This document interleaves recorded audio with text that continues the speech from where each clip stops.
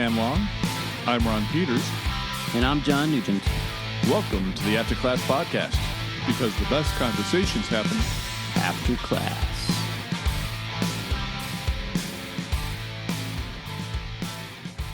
Thanks for joining us. Another episode of the After Class Podcast. We're glad to have you along.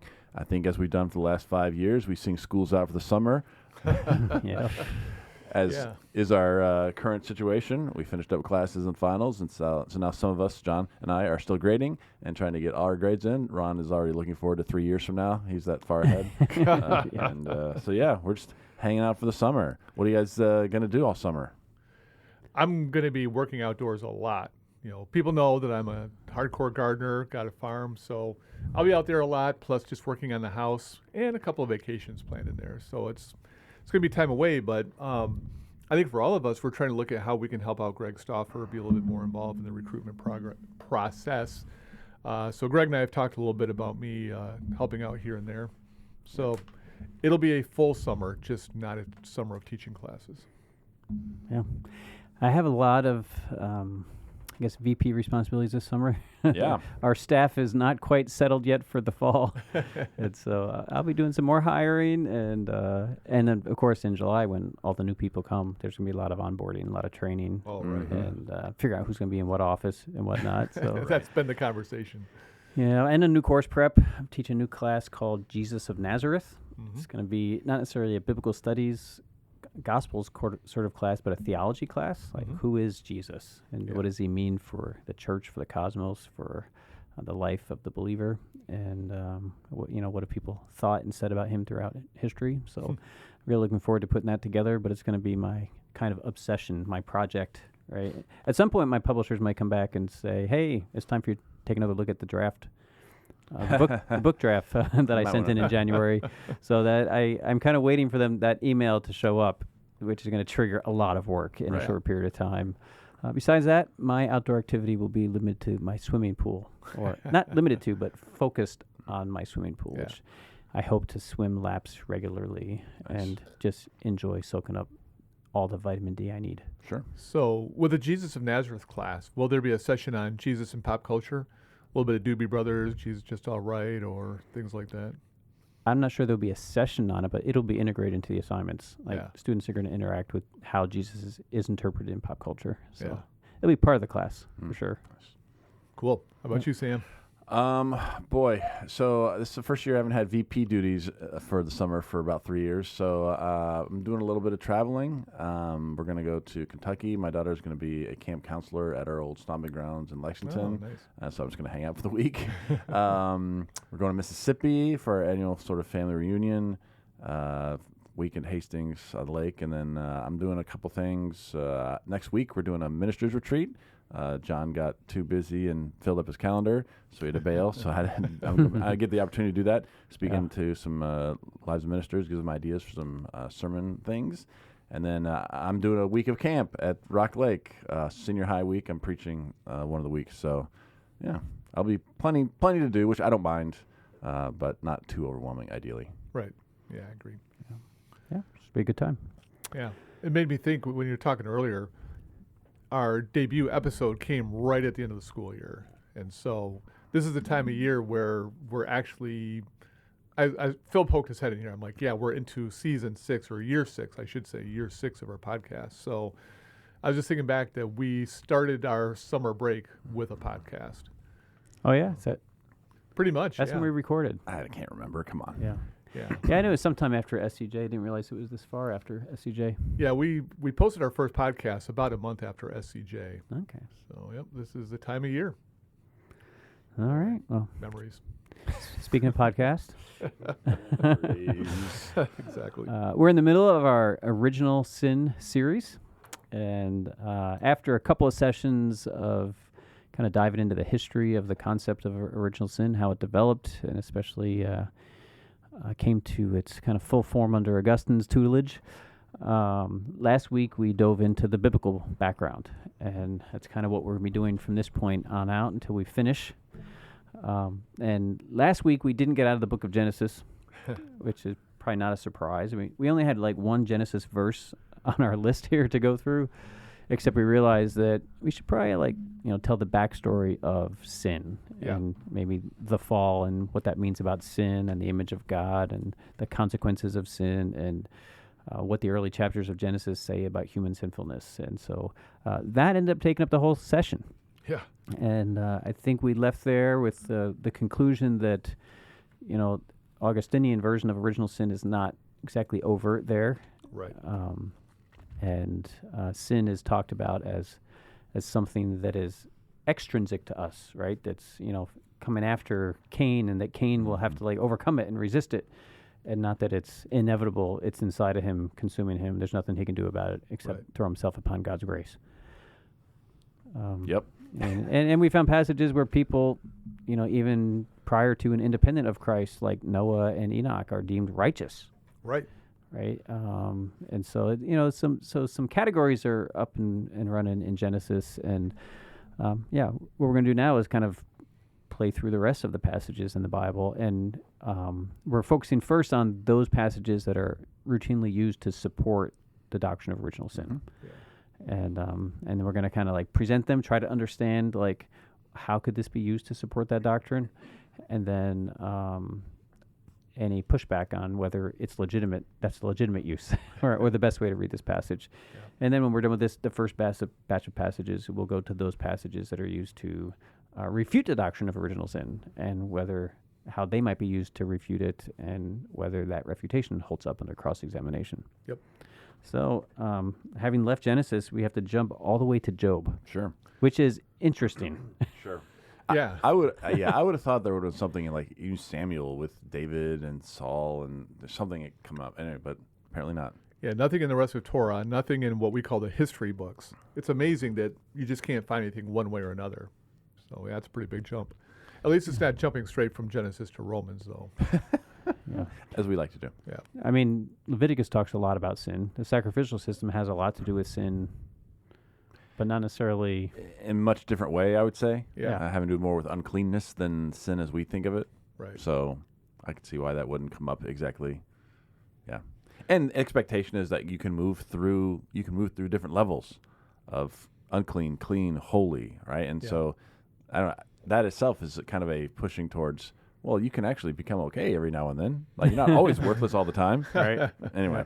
Well, and we did discuss a little bit in our atonement series, talking about whether or not, it's substitution. That was a big conversation we had too. Does this sacrificial system in Israel really represent any kind of substitutionary atonement? So Right. I think we covered that as well. So we'll get into it, and I think it's appropriate to start with a caveat and a reminder. We've probably said this multiple times, but when you get to poetry, you should just take pause and be careful that they're not always intended to be taken literally. There's often hyperbole, exaggeration for effect, right? So I'll just put that out there, since about the next 10 verses are from poetry. Not to discount them, not that you can't get theology from them, but just take pause. Right. All right. So the first one comes from Job 15 and verse 14. And this is Eliphaz, who's responding to Job, and Job's bemoaning his plight.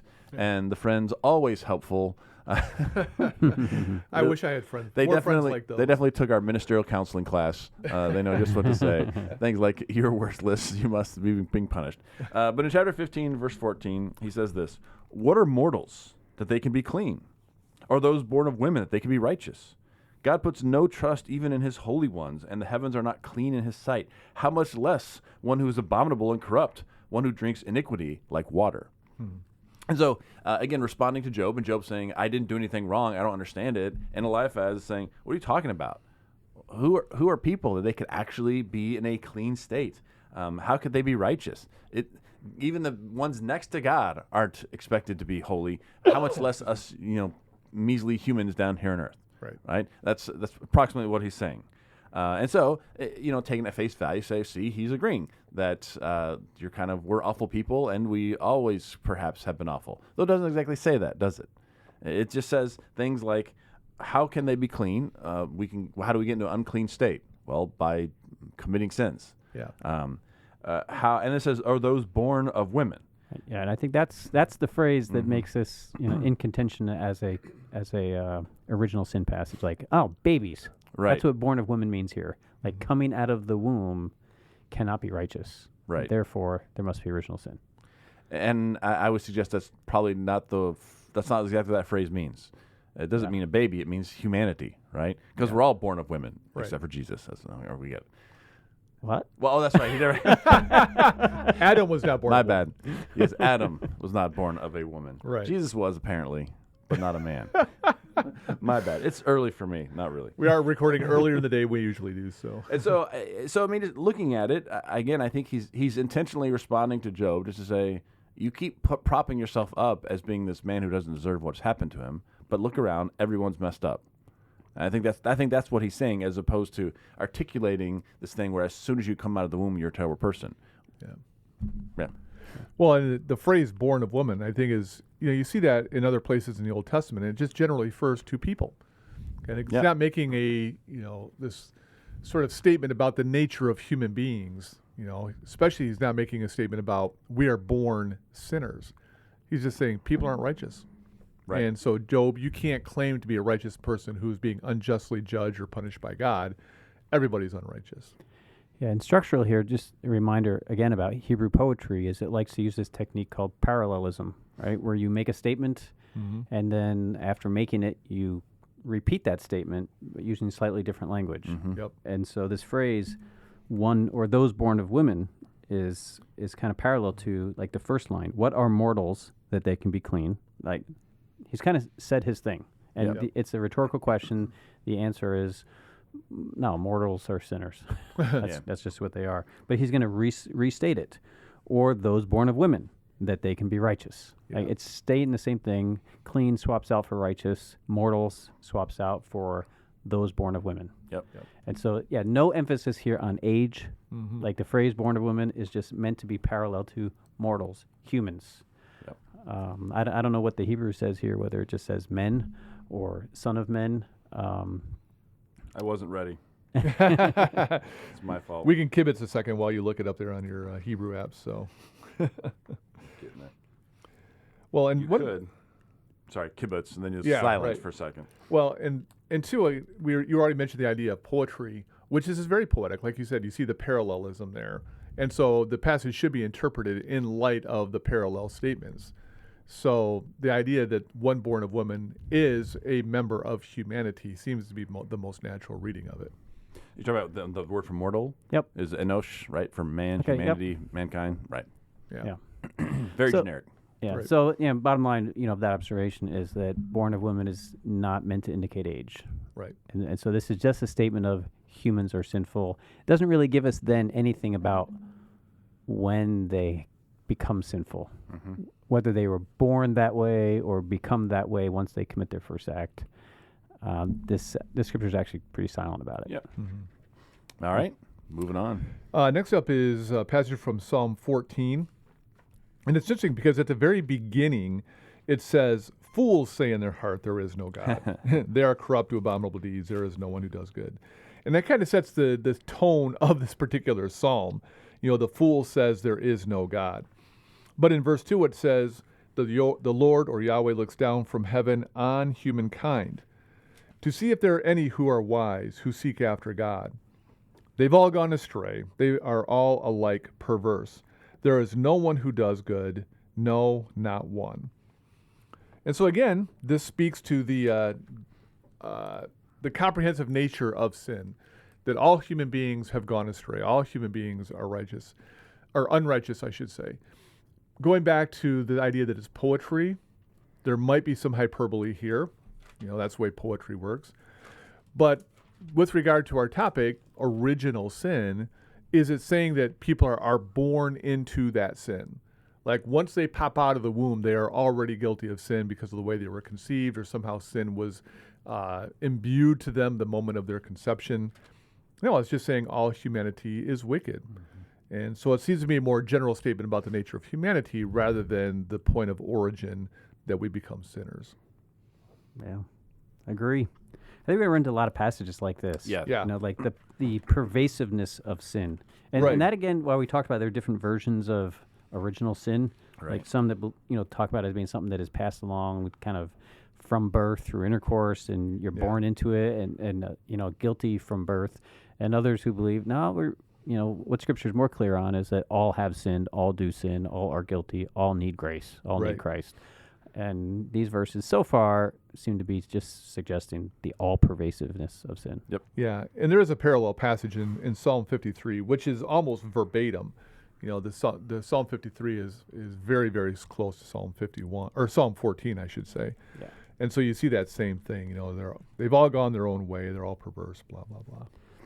The next psalm is a little more widespread in its use to support original sin. Right. A little stronger. Psalm 51, also a much more familiar psalm to a lot of people.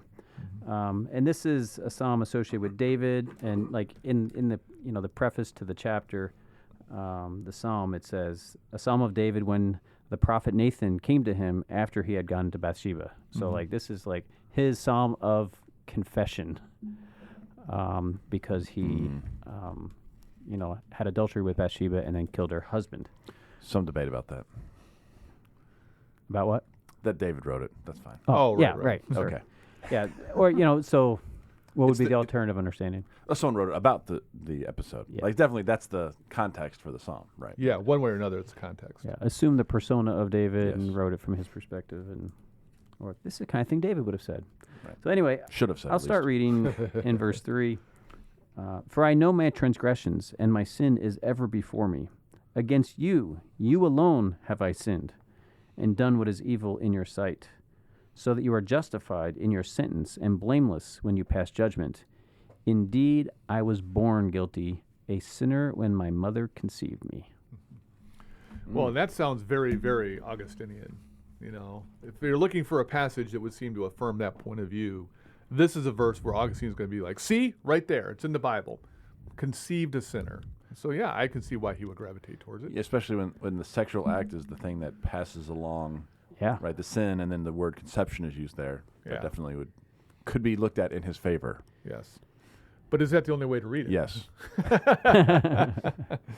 Well, I think that this one is very much an example of the kind of hyperbole you expect to see in poetry. And whether it's written by David or not, this is a psalm about David grieving over the sin that he has committed and crying out to God. And so I think that this would be a classic example of the kind of hyperbole somebody might say. I am such a wicked person, In fact, I'm trying to think. Sorry. Maybe it's. I was thinking about it. Yeah, I thought it was Definitely this passage. trying to think. I thought there was a. Oh no.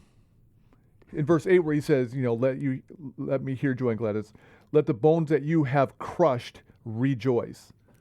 Well, were his bones really crushed? No, they weren't crushed. But I mean, it's again that kind of hyperbole. So if his bones haven't literally been crushed, should we take it as literally, I was conceived in sin? Those are the kinds of important questions I think we have to answer before we begin taking a verse like this and building an entire theology around it. Yeah. Even in the verse that I read, against you alone have I sinned? Really? Uriah's over here going, excuse me. What about me? Well, he's in Sheol, but that's fine. Well, So, arguably, he sinned against Uriah when he had him killed. yeah. Arguably, he sinned against his army when they used him as an executioner, and lots of people probably got killed. Yep. Arguably, he sinned against Bathsheba when he had sex with a married woman, Yep. and hard to know whether she felt like this is something she wanted to do, or Right. whether it was a privilege, or she really had no choice. Yeah. So there's a lot of. He didn't just sin against God. Yeah. Certainly, he did sin against God. Like Right, yeah. the position God gave him, the authority God gave him, the trust that God gave him to rule justly over his people.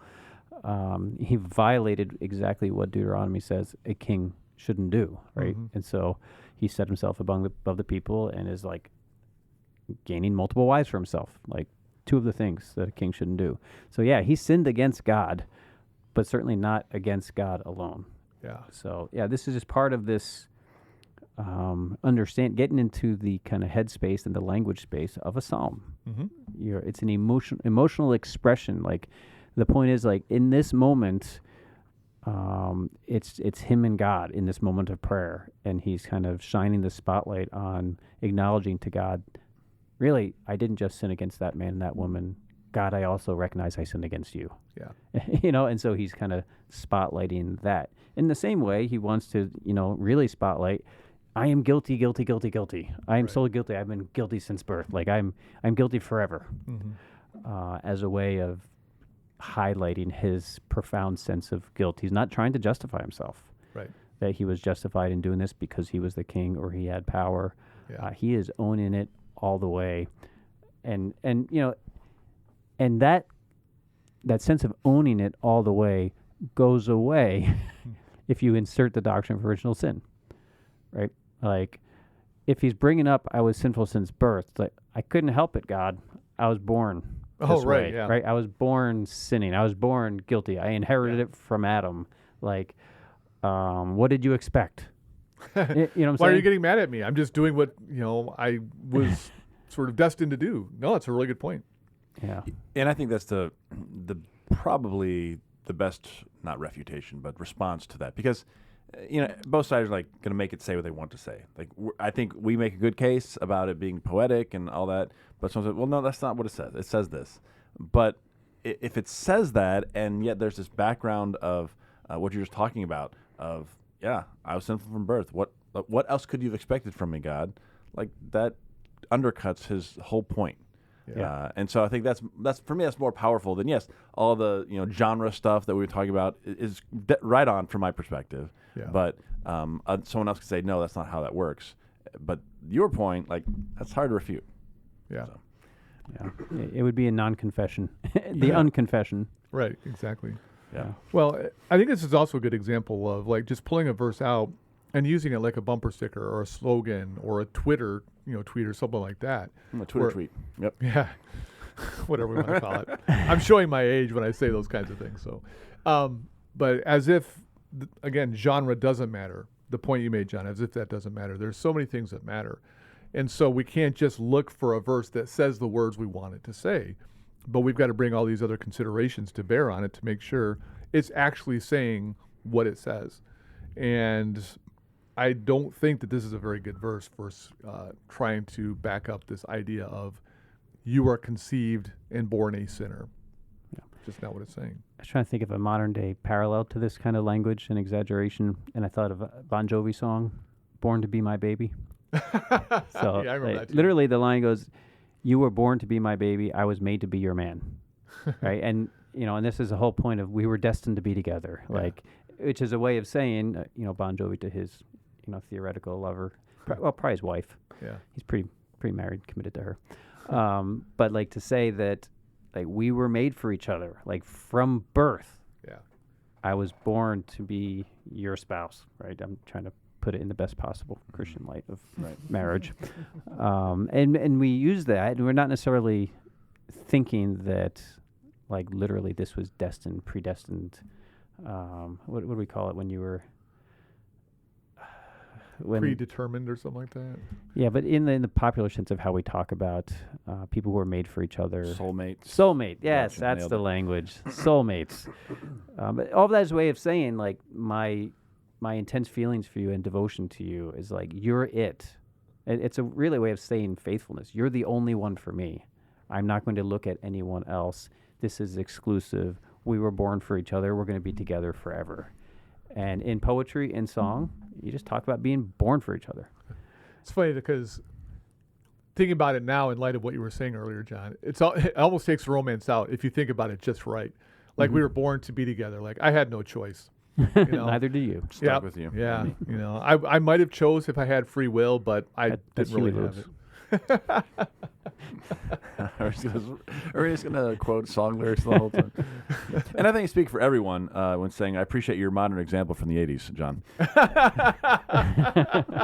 I didn't say postmodern example. I guess. We didn't call it necessarily contemporary. Did I say modern language or did you use contemporary? Or modern example. I'm going to quote a song from the modern. 80s. Yeah. I'm not the only one who shows my age at times. Sure. Modern-ish. That thought before I said that came to mind, and I'm like, I'm going to rephrase that so they can't say that against me. And then I went ahead and said it the way I wasn't going to do it. By the time I step up to the mic, I just reverted to, yeah. We got Ron over here posting on his MySpace. John talking about the 80s. Like, I don't know what's next. Like it was yesterday. Yeah, exactly. It was yesterday. Okay. In my mind, it was yesterday. Is there anything but the 80s? Come on. Moving on. Where are we? We're in Psalm 58. Our next passage is Psalm 58, verse 3. And it says, the wicked go astray from the womb. And following in the same logic from the previous passage, like from coming out, one could say from coming out from the womb, right? You're wicked. But a couple things. First of all, it says go astray from the womb, meaning, well, they're born into the world, and I think that sets them on you could view this as setting them on a trajectory of wickedness, as opposed to they're wicked. But then the very next part of the verse, I didn't read the whole verse, is a setup. I got you. The second part of verse 3 says, they err from their birth, speaking lies. I don't know about you all, but I've never met a talking infant. Like from the womb started talking. They cry. I guess that's a form of talking. But again, if you're taking everything literally here. But are their cries lies? No. Is a cry capable of lying? I wouldn't think so. They're crying because they're hungry. They poop themselves. They want attention, right? They're not lying. Yeah. That's fair. It's a very honest statement about their current state of affairs. So, yeah, so, I mean, again, it doesn't appear to be literal. Newborns don't talk lies. And in fact, when we get to Isaiah 7, it talks about there's an age of accountability, an age of knowing the right from the wrong.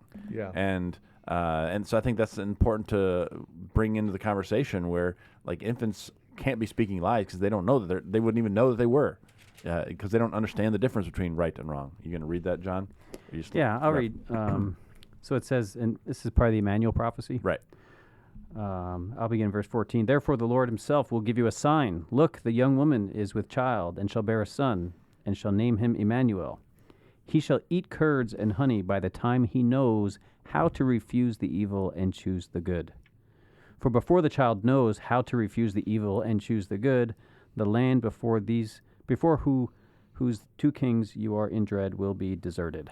So, yeah, there's this acknowledgement from the prophet that, up until a certain age, a kid doesn't know and have the ability to choose right and wrong. Mm-hmm. yeah. Right? And so at least there's another passage saying that probably infants are not lying. Right. And then later in the psalm, verse 10, it says, the righteous will rejoice when they see vengeance done. Wait a minute. How are there righteous people, and how are they rejoicing when everyone is wicked and goes astray from, like, if they're all immediately sinful? Yeah. Right? This idea of, this is a standard sort of trope in the Old Testament, especially in wisdom literature, of setting out 2 paths, the righteous and the wicked. Yeah. And the implication is people can be righteous. And so that seems to kind of push back against this idea. And this goes back to the Genesis idea. How can Noah be a righteous man, right, if he's immediately sinful from birth? And so just kind of reframes that and says, like, not all people are wicked, but the tendency of people is to do wicked things. Yeah. And here the psalmist is crying out because he seems to be surrounded by those people. He's surrounded by these people who are wicked and oppressing him. And so his point is not to say, we're all terrible people, kill us all. Like, no, they're terrible people, deal with them, God. Yeah. And so there's definitely a distinction being made by the psalmist. Yeah, it's not all humanity. It's just the wicked. This is not a statement about all people everywhere, but an indictment of those wicked people. So I think that's a very good observation. All right. Next passage comes from Proverbs 22, verse 15. 22:15 says that folly is bound. Sorry, I wasn't even speaking to my microphone. I was leaning over to the side. I just realized Talking that. into your chest. People are like, man, Ron, we can't hear you today. Folly is bound up in the heart of a boy, but the rod of discipline drives it far away. Oh, man. Yeah, it's talking about a child. Okay, Folly is bound up in the heart of a boy or of a child. But it's not talking about babies. Certainly not talking about conception. Kids are dumb sometimes. I know it. I've watched my own child be dumb. I was dumb as a child. My grandchildren are dumb as at times.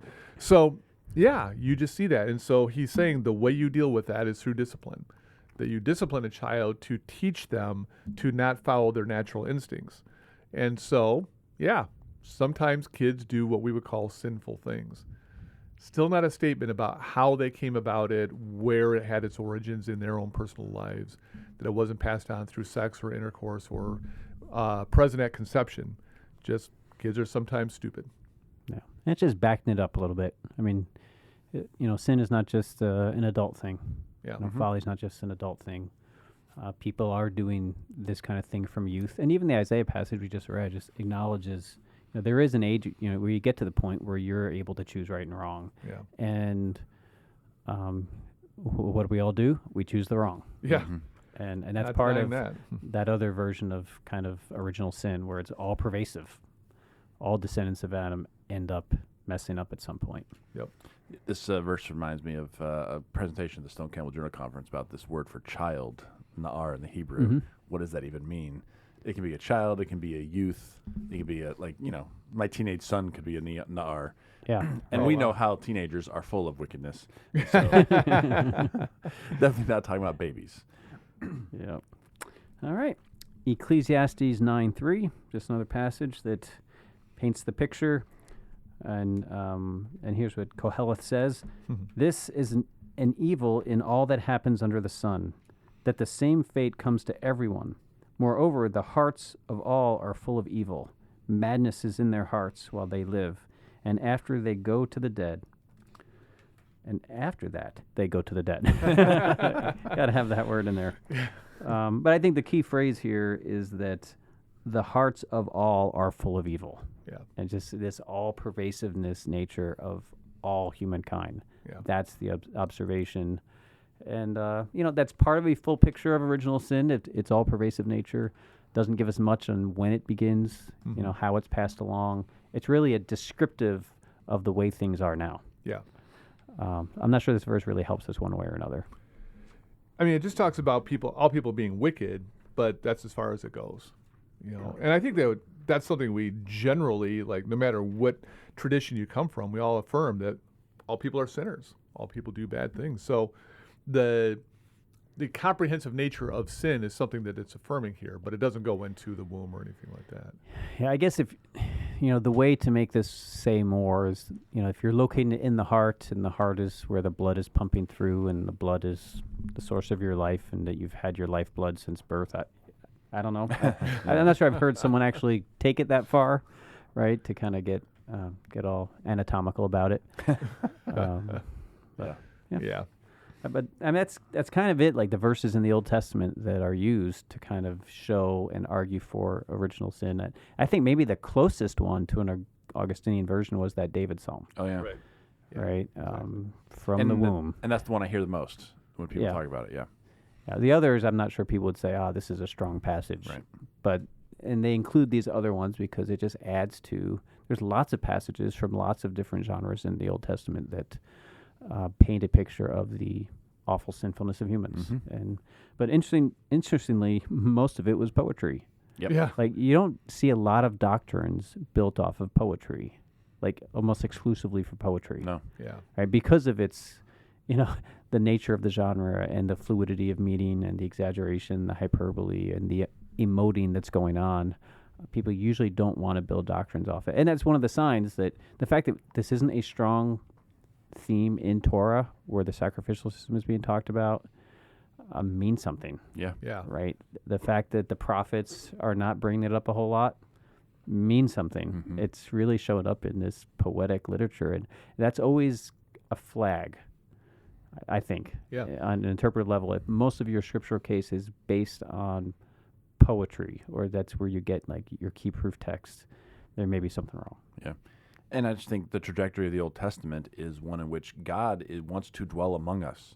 And there are steps to be taken to allow that to happen, which counteract this idea of us going down this road of sinfulness from early on.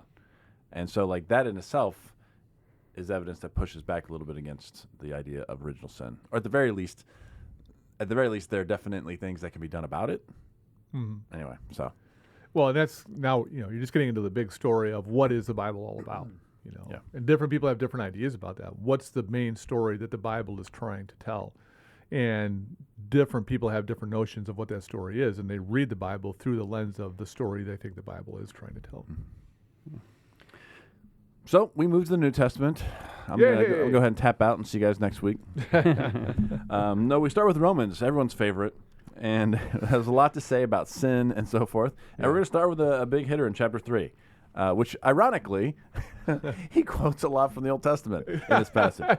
It's like a patchwork of Old Testament quotes here. Thrown together. Yep. And so I'll start in verse 9. It says, "What then? Are we any better off? No, not at all. For we have already charged that all, both Jews and Greeks, are under the power of sin.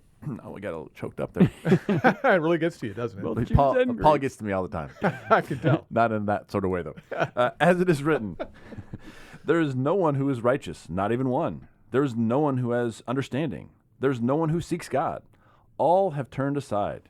Together they have become worthless. There is no one who shows kindness. There is not even one. Their throats are opened graves. They use their tongues to deceive. The venom of vipers is under their lips. Their mouths are full of cursing and bitterness. Their feet are swift to shed blood. Ruin and misery are in their paths, and the way of peace they have not known. There is no fear of God before their eyes. And so, as we mentioned, there's different passages being referenced, mostly in the Psalms, coming back and forth. Basically, and the key there is probably into verse 10, there's no one righteous, not even one. And then he goes and lists off why we can see that. Looking through history, they kill each other, they're terrible with their mouths and so forth. It's just, they're awful people. And so if you extrapolate that out, if no one is righteous, well, when did that begin? It doesn't say, actually. It's interesting, even Paul has to quote from the poetry literature when he wants to get all these exaggerated statements about sin. Mm-hmm. Yeah, because that's what it is. I mean, it's really over-the-top language. And, the whole question of what is Romans about? Like, this is a huge question in and of itself. What's Paul trying to do in this letter? And there are many people who think that Romans is the epitome of the theology of salvation. I disagree with that. I don't think that's what Romans is about. In honesty, I think we're still struggling to know exactly the question that Paul's trying to answer in Romans. We have different thoughts and theories. I have my thoughts. I think Paul is doing what Paul always does, and he's trying to bring Jews and Gentiles together into a single community of faith.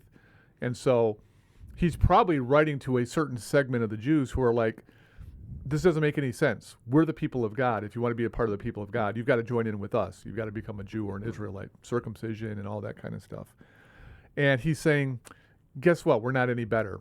He spent the first couple of chapters talking about how, first, Gentiles are bad. We get that. Chapter 1, Gentiles are bad. But then he's like, really, guys? We Jews aren't all that much better. Because that's why he asks a question in verse 9. Are we any better off? And he's saying, we Jews, like beginning of chapter 3, what is the advantage to being a Jew? He's like, there's a lot of advantage, yes, but at the end of the day, we're not better off. And then he goes through and lists off all these verses that say everybody's just unrighteous. And so you got to understand the question he's trying to answer. You got to understand the progression of the argument in order to understand this lengthy diatribe he goes into explaining why there are no righteous people out there. Yeah. I think, a key verse is verse 12. All have turned aside. Yeah. Together they have become worthless. It seems to presume that, we were set on the right path, but we turn aside from it. Yeah. Right? Whether Jew or Greek, we turn aside. Yep. And so there's just nothing in all these string of verses, and we didn't find it here because we didn't find it in the Old Testament either. So right. Paul didn't find it there either. A verse saying we were born that way. We had no choice but to turn aside, or we were turned in the womb towards sin. It's this again. It's the all-pervasive nature of sin. Yeah. Yep. As we were talking about it and thinking about it, this would have fit perfectly in Job. Like Eliphaz could have said this. That's the looking around and saying everyone's bad. That includes you, Job, right? And yet he didn't quote from Job, which I bet he could have taken a lot of things about how terrible people were from Job. I don't know. Interesting why he didn't. Good point. That's all. Yeah, because it's almost all from the Psalms. So, yeah. No, that's a very good question. I wish we had Paul here. Paul, why didn't you quote Job? Come on, man. Yeah, seems like it would have really. Well, maybe he didn't think of Eliphaz as an authority figure. Even in the book of Job, these guys are rebuked by God for not getting it right. So, so to quote from the guys who God rebukes for getting it wrong, that's probably not the way to go. Tainted source. Undermine his argument there. Fair enough. Yeah. The next passage is still in the book of Romans chapter 5, verse 12. Paul is going to compare and contrast Adam and Jesus. He does this in another letter as well. But he says, therefore, just as sin came into the world through one man, and death came through sin, and so death spread to all because all have sinned. Sin was indeed in the world before the law, but sin was reckoned, blah, blah, blah. But the idea that sin came into the world, death spread to everybody as a direct consequence of that. again, I'm not disputing what he's saying here. Obviously, he's right. Sin's a problem. We have the origin of sin with Adam. And so Adam and Jesus become, again, he uses Adam as a foil for Jesus here. But he's not making a statement about how sin is passed on, still not a statement about conception or birth or being conceived in lust or anything like that. He's just saying sin came into the world and death, which I think is really the big point. I don't even think it's much about sin, but it's about death, because he's going to talk about rising with Christ, and in chapter 8 he's going to talk about the resurrection from the dead. I think he's more concerned with this idea of death and its consequences and how sin plays a role in that than he is making a comprehensive statement about sin. Mm-hmm. Yeah. So a description of the first sin. Yeah. This is how it all began. This Right. is where it all began. Its sister verse to this is verse 18. Therefore, just as the one man's trespass led to condemnation for all, so the one man's act of righteousness leads to the justification and life for all. Yeah. So it's just like, it's his thing that led to all the other things that follow, because he was the first in the chain. Right. Yep. Yeah, I mean, I think this is talking about trajectories, right? The trajectory of death and sin from Adam, the trajectory of life through Christ, as opposed to you're forced into it. Yeah, that's why I think Adam is a foil for Jesus here. Yep. That's exactly what he's doing. All right. 1 Corinthians 15. Let's get out of Romans. 21 to 22. And I'll start with verse 20, because that's where my paragraph starts in my Bible. Which is, I'm trusting them here. oh boy. We'll see if it's justified. But in fact, Christ has been raised from the dead, the first fruits of those who have died. For since death came through a human being, the resurrection of the dead has also come through a human being. For as all die in Adam, so all will be made alive in Christ. But each in his own order, Christ the first fruits, and then at his coming, those who belong to Christ. Seems to be saying something very similar than we found in Romans, right? In the one man, it all began. His death set in motion the chain of death that we all participate in. Yep. And likewise, Christ's overcoming death in the resurrection is the chain. He initiated that, and that we will also be raised with him. Mm-hmm. And I think the parallel to Christ here is important for interpreting it, because, it doesn't say that when Christ rose from the dead, we rose from the dead. Right. Like, our resurrection is future. Yeah. His was chronologically first, and we are later. And the doctrine of original sin is that, no, we were there in the first one, Yeah. right, sinning, so that we are guilty of Adam's sin. We were in his womb sinning with him, so to speak. And that's not the way the resurrection of Christ is talked about. It's definitely a chronological progression, and Paul's making the case in this chapter that our resurrection is to come just like Christ. Mm-hmm. And this parallels how Adam was the first sin, but everyone after him did that chain of death. All right. Right. All right.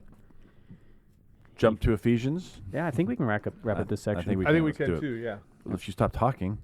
Ephesians chapter 2, verse 1 says, You were dead through the You were dead through the trespasses and sins in which you once lived, following the course of this world, following the ruler of the power of the air, the spirit that is now at work among those who are disobedient. All of us once lived among them in the passions of our flesh, following the desires of flesh and senses. And we were by nature children of wrath, like everyone else. And so often that phrase, like children of wrath, is kind by of... nature. Yeah, by nature, this is who we are. Of course, it kind of ignores the two verses before that talk about the choices that you make, right? We're the trespasses we live, right? The course of the world, the ruler of these things, right? These are seemingly, we're walking down that path intentionally on our own. That led to it, as opposed to from birth, right? There's this, even the idea of children of wrath isn't talking about infants. It's contrasting the previous life, the immature, sinful life, versus the new life in Christ that he's going to talk about as he goes on in this passage. And so not really a home run for the original sin crowd. I agree. Last verse from the New Testament, 1 John chapter 1, verses 8 through 10. John writes, If we say that we have no sin, we deceive ourselves, and the truth is not in us. If we confess our sins, He who is faithful and just will forgive us our sins and will cleanse us from all unrighteousness. If we say that we have not sinned, we make him a liar, and his word is not in us. And here again, I think we just have a passage that's referring to the universality of sin. Everybody is a sinner. You cannot deny sin. But it doesn't say anything about conception, birth, or anything like that. Just another broad statement that we're all sinners, and you're lying if you think you're not. Yeah, a lot of this is, I think, just the contrast between just, you look around, we all sin. Yeah. You can't find anyone who hasn't. Right. Except for Jesus. Right? And so that's what, when he says these things, I mean, that's how, like, we view it. I understand others would view it differently. But there's just not another example that exists. And until there is, we can confidently say, we've all sinned. And if you say you haven't, you're full of it. Yeah. And that's where Romans 3:23 comes in. Yeah. Like, all have sinned and fallen short of the glory of God. Like, Yeah. that's the description. In so many ways, Paul says this in so many chapters. And when he goes back to when it all began, he goes back to Adam. Yep. But that beginning is the beginning of a cycle and a trajectory. Like Sam's using that word. I think it's really helpful. But it's not this participatory thing where in Adam we are incurring guilt. Yeah. It's his sin set the sin trajectory in motion. Now, did we, when we were going through Augustine, did we go into that Romans passage that he used, where he said, "In Adam all have sinned"? Did we go into the Greek of that when we did the? No, we were going to save it. Because we were going to save it for this section here, and we're out of time. and we didn't do that. All right, we'll have to start with that next time then. 'Cause Okay. So all these New Testament passages really don't say an Augustinian version of original sin. Right. But there is one passage that he cites that interpreted, at least in the Latin Vulgate, or read in the Latin, may be the strongest proof text. Like, I think of the ones we've read, that Psalm 51 is probably the strongest proof text. Yeah. And has a fatal flaw. But still, it's the strongest one. We haven't really run into a really strong one in the New Testament. Right. Even as strong as Psalm 51. But Augustine did have a really strong one in Romans. And so next week we'll begin with that, and we'll kind of do a deep dive into the Greek and whether it's saying what Augustine thought it was saying when he read it in the Latin. So, Right. And then we will switch to the verses that push against the notion of kind of an Augustinian version of original sin. Sounds good. All right. Thank you so much for joining us in this week's episode of the After Class podcast. After Class because The best conversations happen After class.